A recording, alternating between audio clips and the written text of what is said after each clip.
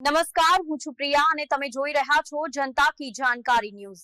નજર કરીએ આજના સમાચાર ઉપર। રાધનપુર બનાસ નદીના પુલ પર ગંભીર ઘટના।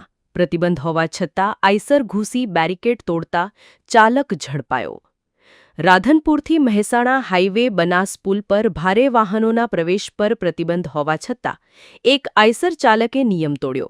તંત્ર દ્વારા લગાવવામાં આવેલા લોખંડના બેરિકેડ તોડી આઈસરે પુલમાંથી પસાર થવાનો પ્રયાસ કર્યો હતો।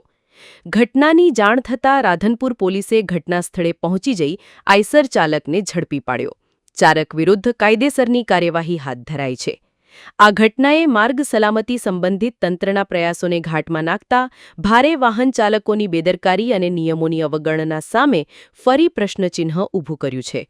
રિપોર્ટ અનિલ રામાનુજ, રાધનપુર, પાટણ।